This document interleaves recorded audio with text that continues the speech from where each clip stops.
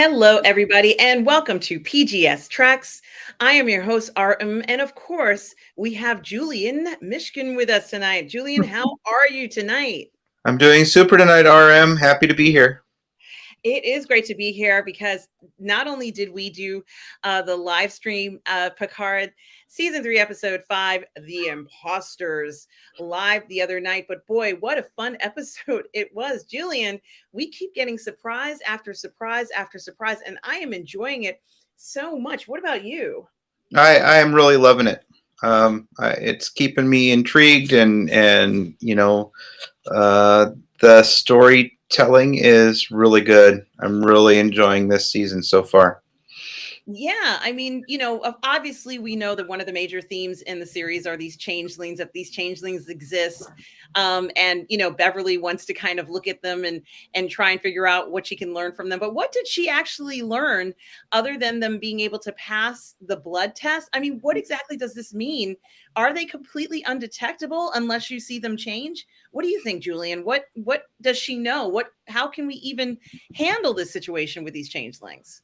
Well, it's certainly, as far as her investigation shows, yes, they are able to defeat any tests that have been set up to try and detect them.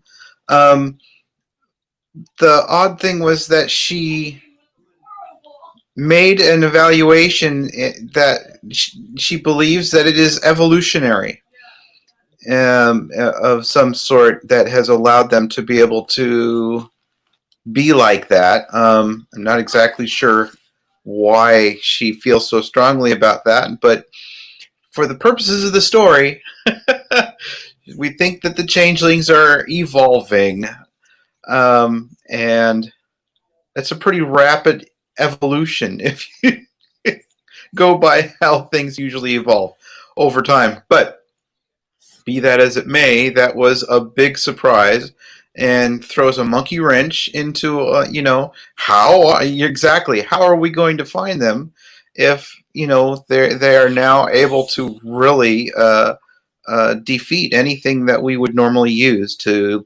locate them. That's going to be an interesting conundrum for them to come over to get over through the series.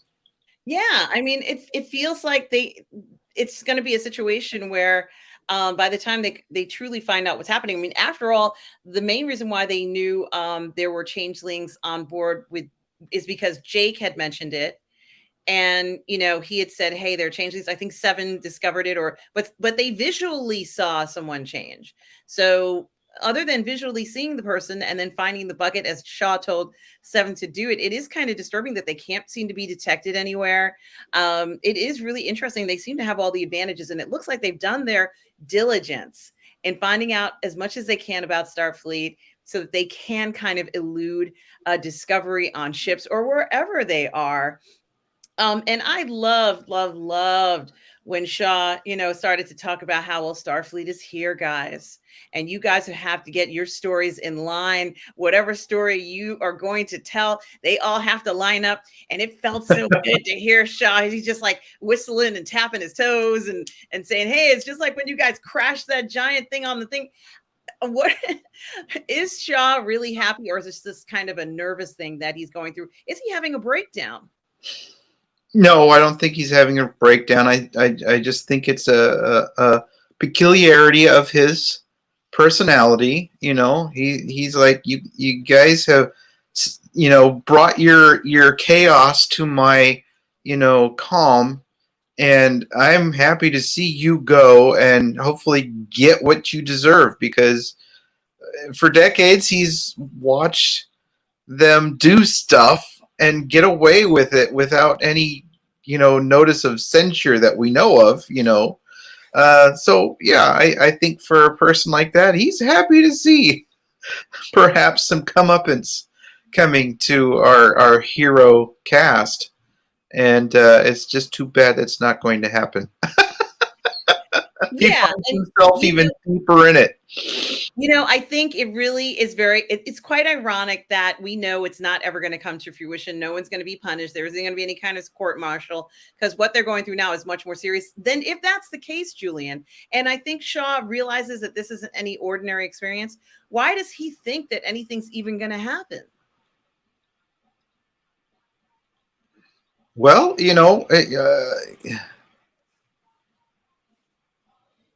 all the cases, have been different from, he's in this one. This is the only way he has to go by it is, here comes a Federation starship. They're saying, prepare to, be taken into custody. All this, he thinks, yep, I've got them dead to rights. They did this. Their actions resulted in the deaths of my crewmen. So he's like, they had no rights to be. They weren't under any Starfleet orders.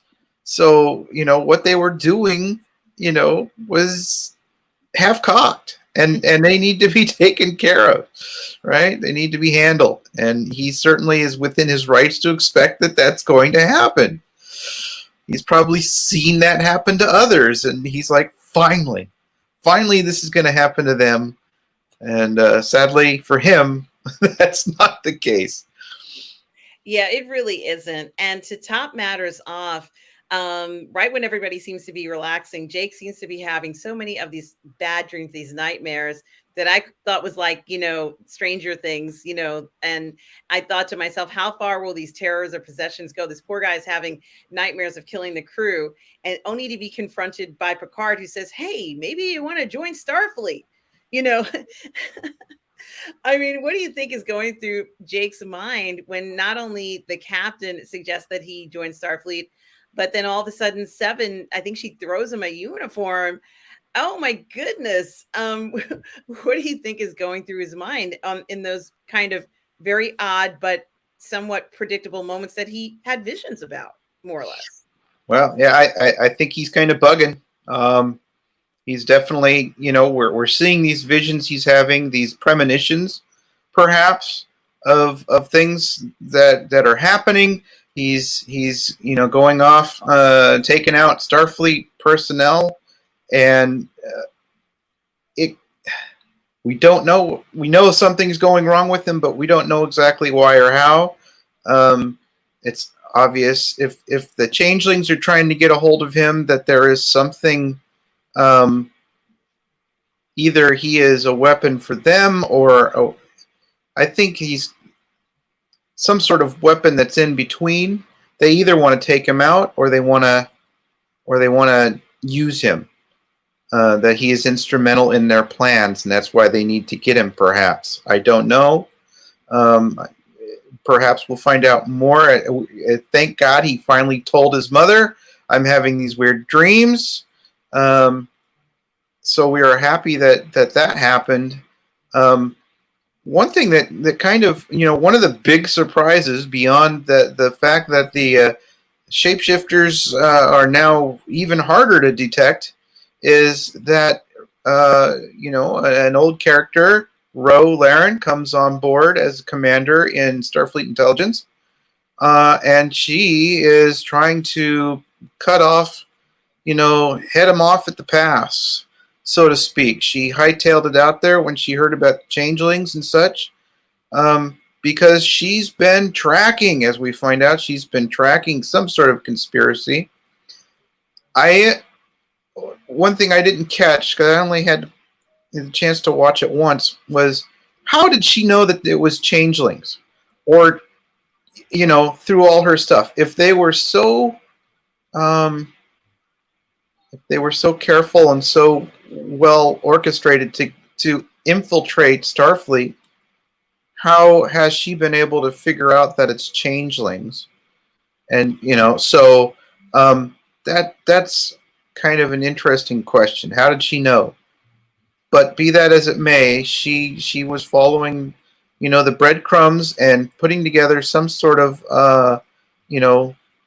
pins on the wall, as it were, connecting them all, and it brought her to Picard, and they had stuff that had to be, figured out first, because her last visit with Picard was not very good.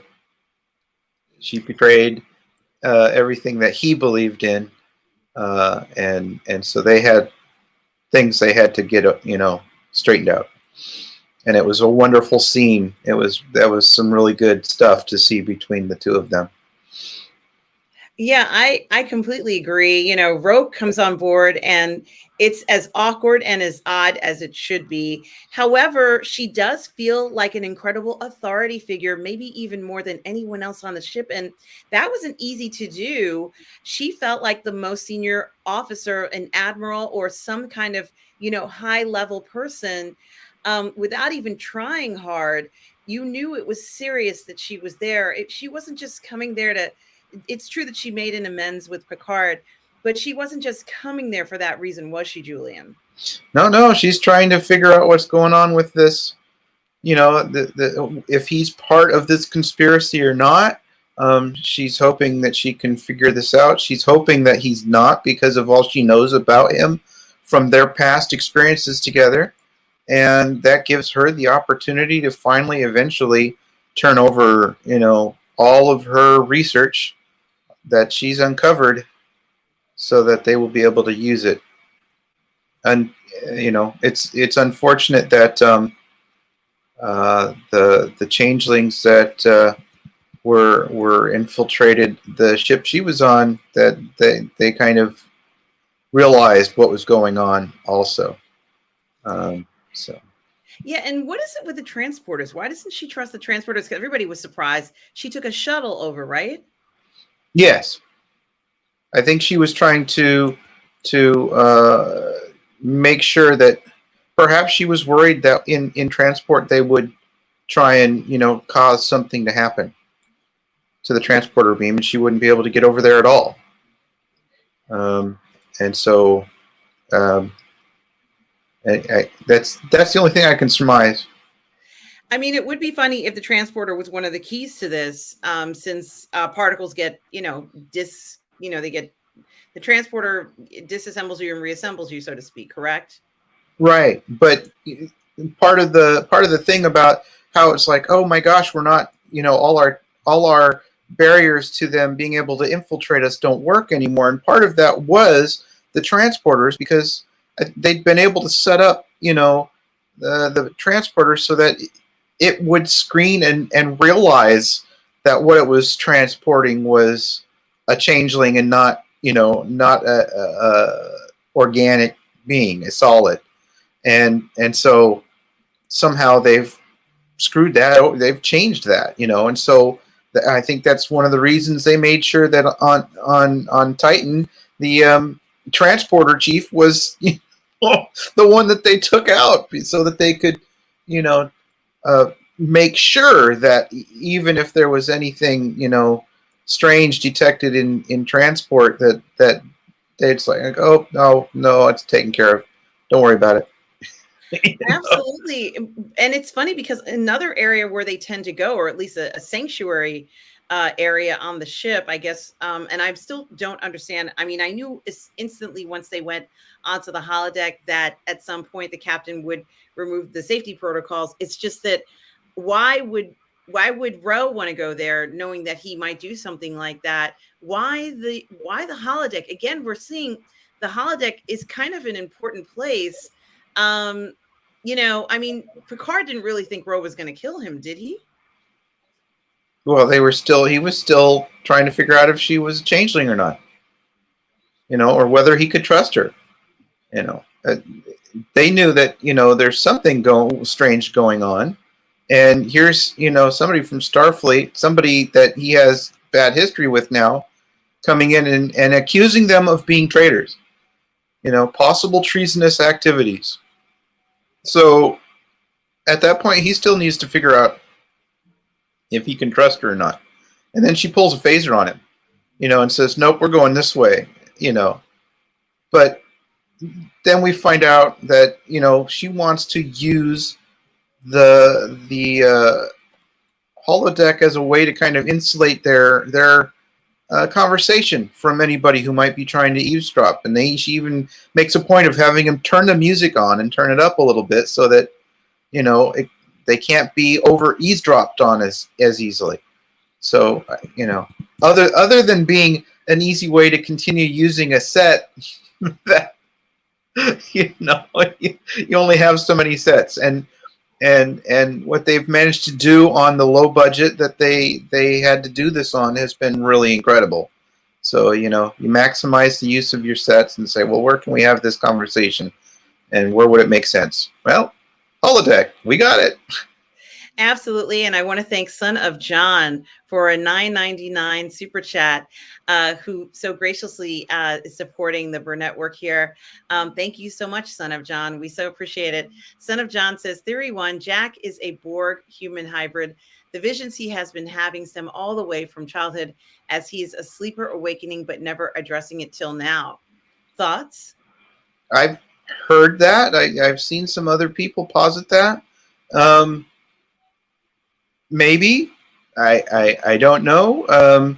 It doesn't address exactly why he's having all these dreams of killing Federation crew, since, as far as we know, the Borg history has kind of been totally redone because of what Girardi did in the last season. So I don't know. I don't know what that all of that meant as far as what happened in universe. So maybe he is. Maybe that is the way to defeat them. But I'm thinking we're going to see something else. I think Terry's going to throw some more things in there that we don't expect to see. And we've been rewarded so far. So I'm looking forward to seeing what it is. Yeah, I agree. I have a feeling that the answer is going to be incredibly complicated. And to be honest with you, Julian, even though the meeting between Ro and Captain Picard and pretty much everybody was very, very awkward, it kind of felt good to see her. Even though like the last thing it's like you have a fight with somebody and then you haven't seen them in forever, and then it's like you see them and you're like, yeah, I kind of used to like this person. It feels good to see them. And, that was satisfying in itself. But, of course, she mentions a number of things. She very clearly says this. We suspected that this was the case all along, that Starfleet is compromised, meaning that from top to bottom, there are problems in Starfleet. Julian, did you think that Starfleet was compromised to this level? I didn't, but you had to wonder when, Beverly sends that message in the very first episode and says, trust nobody. Trust nobody. What was it that had her, other than the fact that she said, oh, we were attacked by Klingons. Oh, we were attacked by, Romulans. Oh, we were attacked by, Starfleet, trying to get a hold of Jack. So she's like, I don't know where to go with this. She's like, trust nobody. But I don't know if even she suspected that it was as thick as... there's information we haven't been given yet for why she is under this, I think we're going to... The next episode, we're going to get more information about the genetic... I think she performed genetic manipulations on him. On her own son? Yes, I think so. Wow, that is something to think about. Certainly not anything I would have thought is the norm for that time. Of course, I'm not sure whether that's commonly done, but we already know. I mean, we've actually been seeing, different situations or parts of the show, not this season, where you can go and have your kid, have a kid. I think Rafi goes to something like that, and then she sees her son, and then, so maybe that does have something to do with it, but I'm not sure. But it's something to think about. And Ro also brings up Frontier Day. Well, yes, that's been a big thing. As kind of the starter, we know that they're celebrating. The Federation is celebrating its work in, pushing the frontiers of our knowledge of what's out there, seeking, new life, new civilization, to boldly go, all that kind of stuff. So we know that Picard was scheduled to, be a keynote speaker in that. And of course he was like, I don't want anything to do with this. Let's get out of here.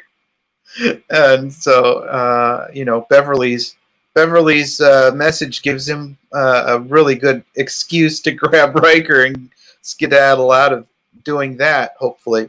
But we know that she says yes. They're going to be bringing all the ships together for this review, and it's like they say, it's a perfect excuse for taking out Starfleet if they want, depending on what this weapon is that they're planning on using. So Yeah, you will see. Ro also knew about the portal weapon. She had a lot of information, Julian, that only Rafi seemed to know a lot about. And of course, the Titans, since the portal weapon was used on them directly, let's say in this case, right? So I think, her knowledge of so she knows about the portal weapon as, she wasn't able to find out what was taken from Daystrom, but everybody knows after what happened to the recruitment station, there was some sort of portal thing used, and then Titan calls back after they escape from the stuff that they had happened to them earlier. They escape from the Shrike and send this message to Starfleet saying there was, that was part of the report. There was this portal weapon. She probably saw that and went, oh, this has got to be related. So of course she was going to go out there and go, well, you had experience with this portal weapon, so how is that tied in with this? We need to know. Hoping that perhaps she could find some more pieces of her puzzle to put together. Exactly. And I just thought it was really interesting that obviously she knew to, as you said, to come directly to the Titan where they were. And, in the end, more or less, Ro is telling the captain and Riker and all of them just to run, to get out of the system as quickly as possible. We have seen the changelings manipulate a lot of things. We've seen them kill people. You think the changelings are going to completely replace everybody in Starfleet? Do you think that's their goal? And do you think they could actually outrun what's happening? Is that even realistic? Because even Ro seemed to fall victim in the end to this. We don't know how many changelings decided to go rogue from this. And I think that's something, I don't think that there were enough changelings in our quadrant on this side of the wormhole to be able to do that. There were a lot, but how many went rogue? We don't know. So maybe there was a large group of them, and maybe they've been able to get people, but I don't think that they could take over everywhere, but definitely, we had 12 ships that had incidents with changelings on them. We don't know if they satisfactorily got rid of the changelings or if they just reported there was a changeling on board and it got away. And to our knowledge, they may still actually be there posing because, nobody can tell what, we can't tell. All the safeguards don't work anymore. So it could be the same core group doing, what they need to do. Remember, if we go back to Deep Space Nine, with episodes where it really started to get bad with the changelings, we knew that they were amongst us in the Federation, and there was the Starfleet admiral who was like so worried that we were going to have to take Federation to martial law so that we can he was causing all this upset, and we find out from the changelings, he's like, how many people we have that caused all this? We only have 3 people. I think it was. He tells Cisco, we did all this with only 3. 3 of us were here, and we managed to do this. So it doesn't take them that many people to manage to sow the chaos that they wish to do or enact their plans. Apparently, And then especially I'm sorry, go ahead. well, I was going to say, especially now that they've evolved to a point where they can evade, all the safeguards of detecting them. That is so true. And then, of course, we learned that Ro happened to be the handler of Worf and Rafi. Um, I think it's very interesting that now they've all kind of been drawn together by her being the central point that will draw them all together. And, you know, it was a nice touch as well. The fact that the last thing that she gave to, um, you know, uh, the Captain Picard, was the earring that we know was so important to her. It was something that, there was a whole episode where she talked about, where she's going to finally go ahead and put on her earring, how important it was. And the first thing I thought immediately was that she's not wearing her earring, that she could be a changeling because it's not on her. I mean, did you think that as well? No, because that's the first thing that Changeling would uh, make sure that they were doing to us. That if they're going to replace somebody, they study them, and they know exactly what they look like to mimic them. So why would a changeling do something that is totally opposite of what their target is doing? Their target wears the cuff with the Bajoran cuff link. There's no reason that they wouldn't also do that. So I thought that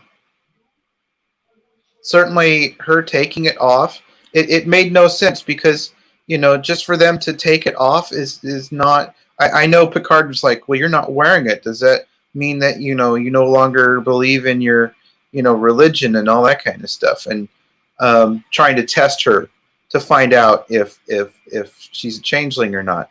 But it's like when Seven and Shaw were having their conversation, and he's explaining to her what a changeling would probably do. How they would behave if they met you, and they try and take you into their confidence and things, and say things to make you think that they're good. Just like when the changeling was impostering LaForge, you know, and trying to be all like, no, my father is the best engineer in Starfleet, and why would I do that? And trying to be all smarmy, and there's these little tells that, of course, she didn't know the thing about Commander Seven, and Shaw was saying, oh, this a changeling impersonating me would say how wonderful you are, and all these kind of things. Yes, yes. Because they don't know the personality, but a changeling trying to imposter Ro would see that she wears that all the time. And so that changeling would make the effort to wear it because that's what everybody would expect. She would wear her ear cuff. So her not wearing it was kind of a tell of saying, I'm not. But it also is a payoff later when we find out it's where she had all of her data that Yeah, she was able to hand to him. it's fantastic. Julian, what a symbol of it all. That could be the one thing that kind of breaks this case wide open. And of course, Riker seemed to know right away what it was. I guess maybe he looked at it already, but it was great to see all of the information that was in it. And I had kind of spoken to you the other night that I was kind of hoping that we would see her investigation, since it's nice to see Ensign Ro again. It would be nice if she says, stardate such and such, I'm beginning my investigation on changelings infiltrating Starfleet. The basis for this is, and then she could go on with where she actually verbally has recordings of her, and we could continue to see her in the series, at any point, because she's recorded. We already know that they do logs like this. They either record them or it's just the sound. But I think that would be very interesting to kind of bring her back, because we lost her so quickly in this episode. It would be nice to kind of see her again and see her help them with this investigation or whatever else she might have uncovered, into perpetuity, Julian, this earring could hold a lot of very special information going on in this, you know, particular IP. I think it's amazing, the potential for it, because it's true that she has been doing this investigation, but there might be other things on there too. You know, maybe there's a note to Picard. Who knows what's on that earring. But the other thing that I thought was very interesting has to do with the fact that she talked about transferring crew members. And I don't even know whether I entirely understand this thing, where supposedly she decided that most of the Titan crew needed to be transferred to the Intrepid. What is the justification for this? I mean, what was she hoping to accomplish here? Why did she do that? I think she probably had. We don't know exactly how. I don't think she was in command of the Intrepid. She was probably just had taken it as, you know, this is Starfleet intelligence, and we're using the Intrepid to get out there because it's the best ship to get us out there right now. And so she probably, of course, naturally suspected that she has changelings on board. This was probably a way for her to. She said she needed to leave a skeleton crew enough for them to operate the ship and get on their way, right, to get out of there. But she probably also had to make this cover of we're bringing the crew on board Intrepid because, you know, they're suspect in whatever happened type of a thing. So that I can't see any other reason other than it was part of her cover story of how she could get herself over there and you know, start grilling Picard to see if she could trust him. Yeah, and it's interesting that the episode is called Imposter, because I can't figure out whether or not it just stands for one, or is it imposters? Like, what, you know what I mean? Was it imposter or was it plural? Was it imposters? Oh, is it imposters? I can't remember. Okay. Yeah, maybe it is imposters. Excuse me. Yeah. So I stand corrected on that. I wasn't sure whether it was imposter. Maybe I just wrote it down wrong. But certainly this does make sense, because we do kind of know that it's more than one person. And because of this, it's becoming incredibly complicated. Now it's no longer sort of like a very simple situation. But, you know, I think in the end, when Ro kind of ended up sacrificing herself, it's so sad. We have another super chat from Son of John, just 1 minute, for another $9.99. Thank you, Son of John, for your generous super chat. We so appreciate it on the channel.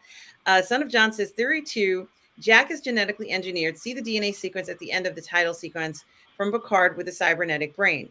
At the end sequence, each scene has the actor's name linked to their act. What do you think about that, Julian?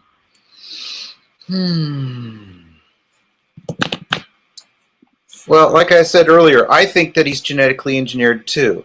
Now, and that could be one of the reasons that Beverly stayed away from everybody, because A, she didn't want to tell Picard because of her feelings for what had happened, but also I think because, as far as we know, in the Federation, it's still frowned upon to genetically engineer your kids because it smacks of the eugenics war that we've had.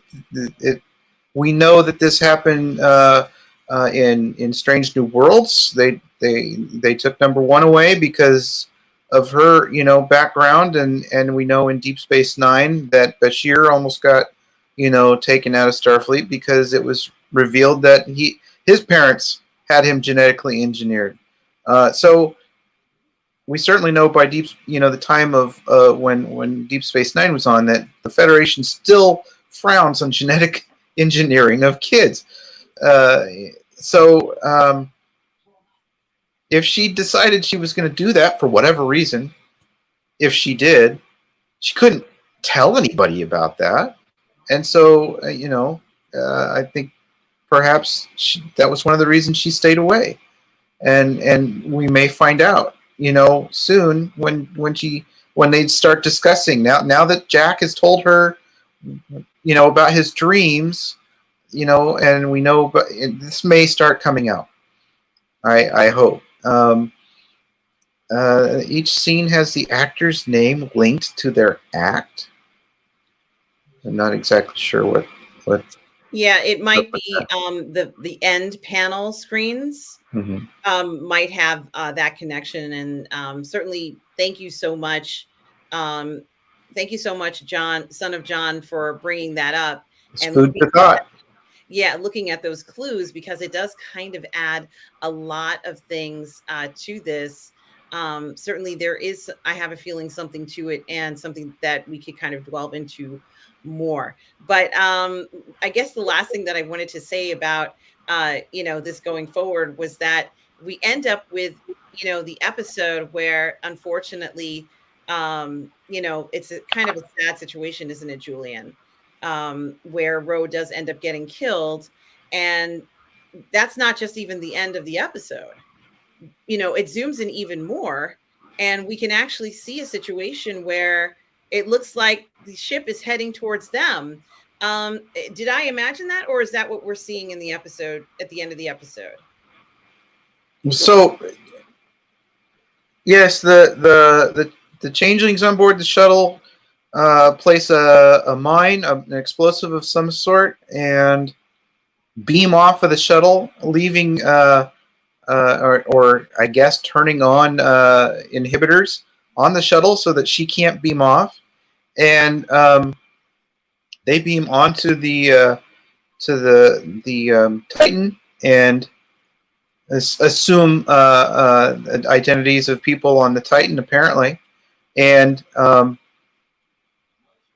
then they use the explosion of the shuttle as she hits the nacelle, the port nacelle of the Intrepid, and of course they're going to use that as part of their attempt to say, oh look, there must be changelings on board this ship, or that they're treasonous, so they're going to come after them. So the Titan is running on its way, and yes, they're being pursued a bit by a ship that is missing, that is having a fire on one of its nacelles. So I don't know if that's going to inhibit them from going to warp. I would think so. So. Yeah, see, that's something that I thought was an interesting twist at the end, because if it wasn't bad enough that Ro was killed, now we're learning that the entire thing gets twisted, and it's now aiming towards them. It feels much more powerful than just saying one particular, a changeling is coming for you.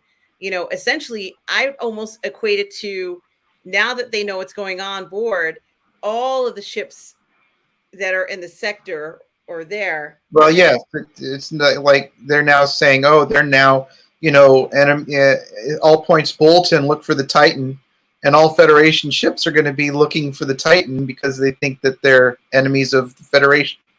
So they've got that going for them now. Yeah, absolutely.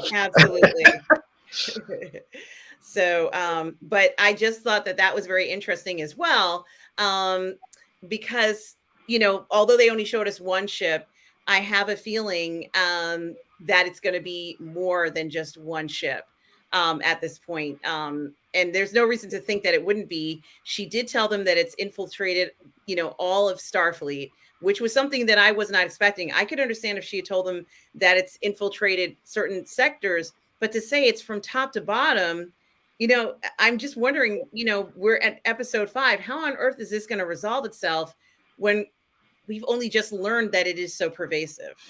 Yeah, I don't know, but our heroes being our heroes, I'm sure they're going to figure it out somehow. Absolutely.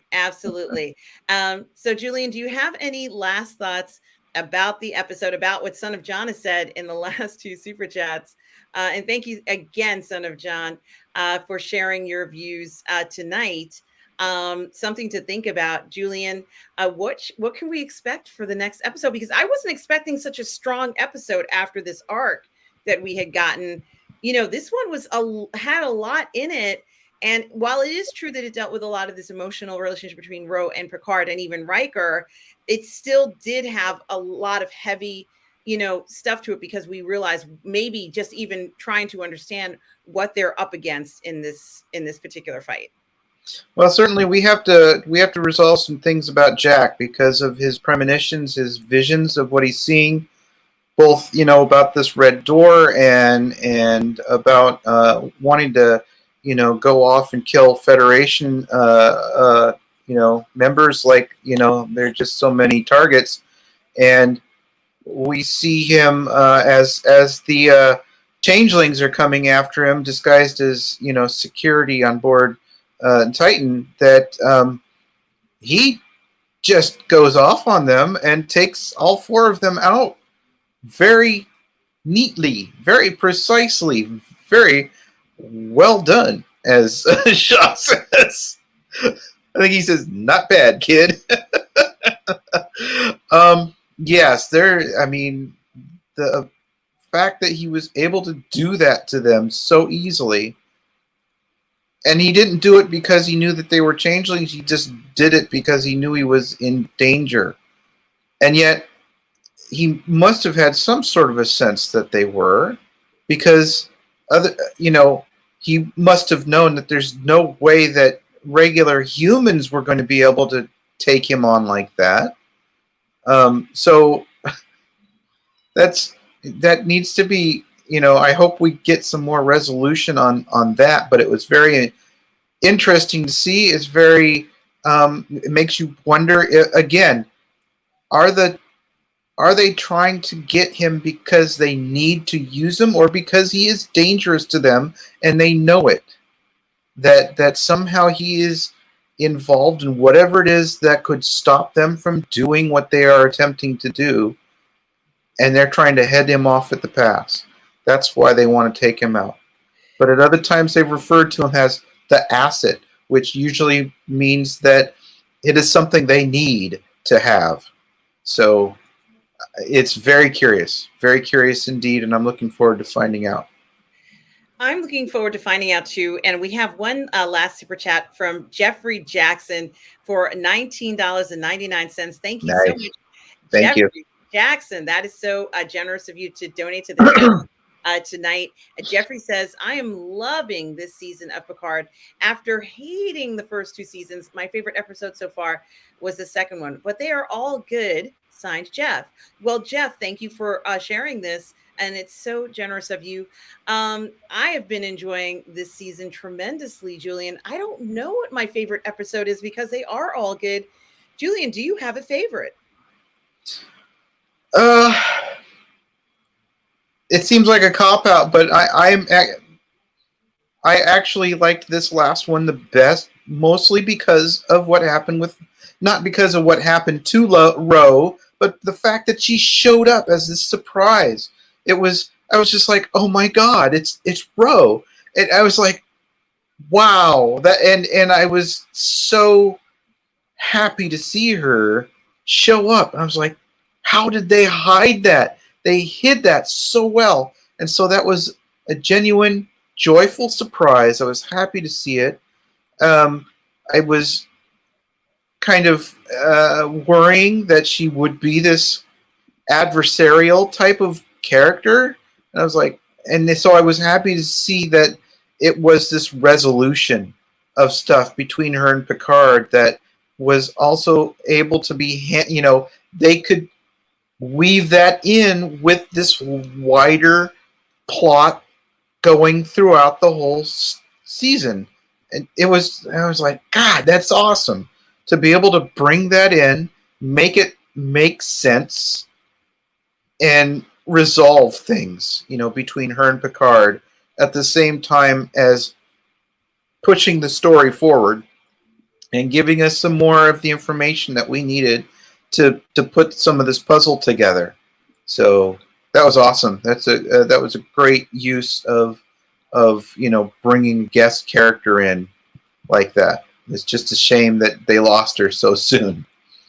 Well, like I said, I have a feeling, Julian, that we're going to see her again. I have a feeling that this earring has video of Ro. At least this is what I would do if I were the show producer. I would have had her put on hours and hours and hours of her investigation on there, and other things too, saying, I don't know how we're going to solve this, and all sorts of really cool stuff in there that can be used later on. So even though she is gone, her investigation and her presence isn't entirely completely gone. And we have another $10 super chat. Wow. Thank you, Son of John. So generous tonight. It is so appreciated. Son of John says, end credit clues. The notes to the song of Pop Goes the Weasel hint the Next Generation episode. Ed's name is on the DNA sequence. Gates' name is on the neographic scan. And there is a neural network in the brain. Yes, those are really heavy clues. Certainly, that might be something that is just so magical. Have we ever had a season where we've gotten clues at the end like this, Julian? No. Not at all. It is remarkable that we're seeing stuff like this. It's so rewarding. It gives us ideas of what to think about. And, it's a lot of Easter eggs at the end. I think it's really wonderful that we are getting end credits like this, or end scenes, end panels, however you'd like to call it, because it is creating a lot of excitement in the community with everyone talking about them, trying to unravel this Son of John with his theories. Thank you, Son of John, for letting us know how you think. And everybody who showed up tonight, we so appreciate it. It is a lot to think about, Julian. What are your final thoughts on the episode? And how do you think they're going to evade that ship at the beginning of episode 6? I don't know, but they've put out a little preview of the next episode where Raffi and Worf are on board. I assume on board the Titan, and they're having a kind of a staff meeting where they're being caught up to what they had figured out, and so I would assume that perhaps the ship that what is it that Raffi and Worf are on is going to be help them evade capture, perhaps in when they try and rendezvous together. So. Yeah, that's a good point, and something to think about going forward. Certainly, there's a lot to think about. And now it seems like a lot of the points are coming together with everybody coming together now. Somehow they are going to find one another. It's going to be a very different now that we're seeing things sort of being pulled together and be more cohesive. And we have another super chat. Wow, you guys are amazing tonight. Thank you so much to Carlos Fonts. Carlos, how are you? So good that you are, supporting the channel, Carlos. We appreciate it. Thank you for the $5 super chat. Carlos says, I love that warp in the prime timeline is finally fixed. It's a nice mix of Kelvin timeline / Star Wars warp with old school TNG warp. I love it. It does seem to make more sense that we are getting some kind of closure. Closure matters, not just to fans, but even in character development. And from what we've seen so far, there's been a lot of things that needed to be addressed. Of course, the season is only about halfway through, but it seems like we really did need to see a lot of these things happening. What do you think, Julian? Will it continue with a lot of revisiting characters, seeing them where they've developed, and getting that closure that we needed? I think we will see some more characters step in that we're not expecting, that are going to be able to close up some loophole, some holes that didn't get resolved out of the end of Next Generation. And yes, with those end credits, Robert has told us time and again that the clues are in those credits if you know what to look for. And so I'm going to try and go through those again and see what I can see and see if I can make anything out of it. Oh, has he said that? Yes. Oh, yes. Okay. I didn't know that. Him and Bill, when they're doing the Nascos thing, They've mentioned it several times. The clues are there. The clues are there. Okay.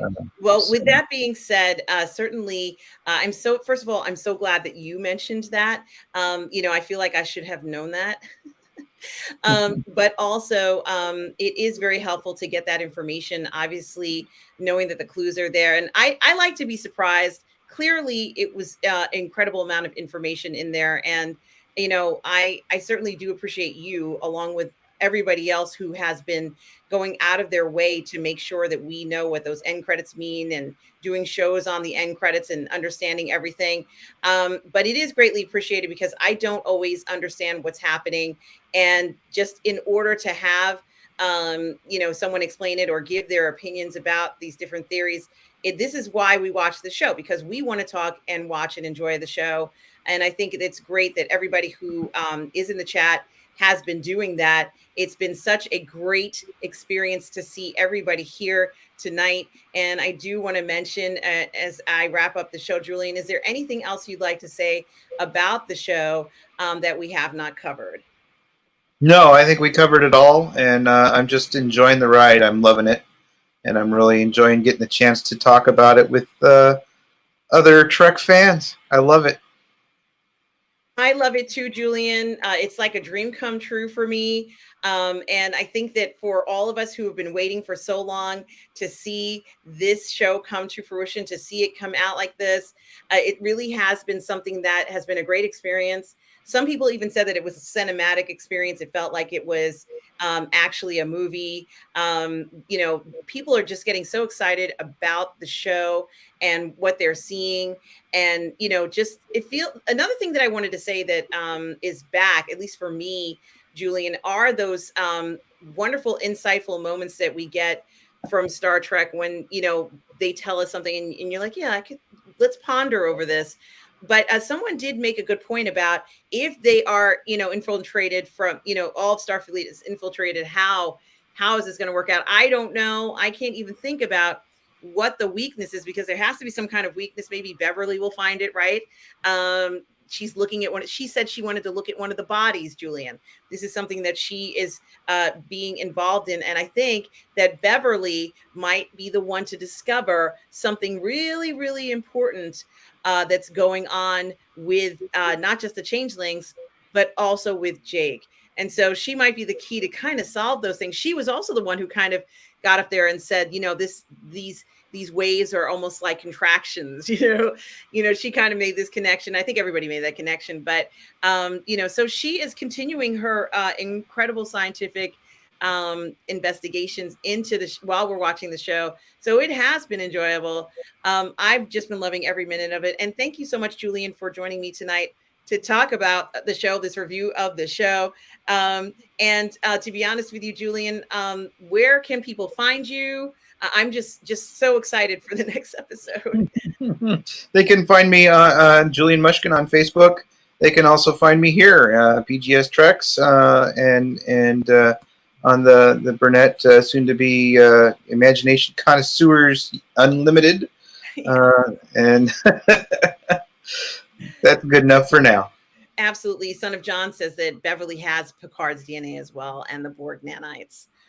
Something to think about. And it might be something very interesting. I think that a lot of times when we see Seven in the show, she's recognizing things a little bit differently. She said she's never come across a changeling before, but she, I think that she has seen so much more maybe than the average person has in their lifetime. I'm assuming, I don't know if it's true. I don't know if there are any books about her, but I imagine because of what she did in her life when she was assimilated, poor little thing, and having grown up in that environment, and then having disconnected, let's say, from everything, it definitely would have exposed her to a lot more out there. So guys, thank you for joining today and watching us today. Thank you for the generous super chats, especially from Son of John. Thank you. And Tom Jr. Jackson is reminding you that tomorrow is a Spoiler Super Saturday Zoom call. So guys, become a member and you can watch that. And thank you everybody for what you've done today. And also tomorrow night on the channel, I'm going to be doing a live watch party with Lorraine Creole for Scream. It's their Saturday Horror Nights here on the network. And guys, don't forget, next week, Julie and I will be back. And in the middle of the night, watching another episode of Picard live. So that's going to be coming. Don't forget to subscribe to Tom Jr. Jackson channel. Tom Jr. Jackson is a moderator here, and you guys see him all the time. He works his butt off. So please, guys, support Tom Jr. Jackson. Go ahead and click on this and subscribe to Tom Jr. Jackson's channel, everybody. But also, please don't forget to subscribe to Positive Fandom, my YouTube channel as well. And thank you, everybody, for all your support, guys. Please click like and subscribe.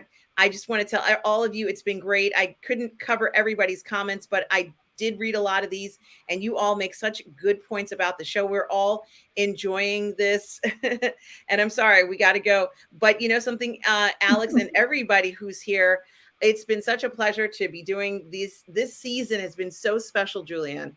I've enjoyed myself immensely, more than I have in ages. I just love what we're seeing. So it's just so enjoyable. And guys, live long and prosper.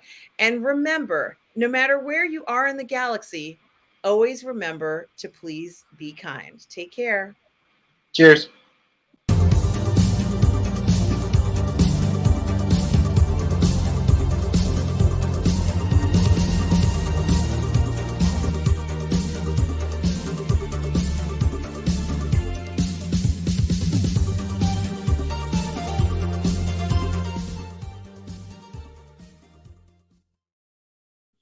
Well, did I stop it? I didn't end the broadcast. Oops. Sorry, guys. I'm ending it now.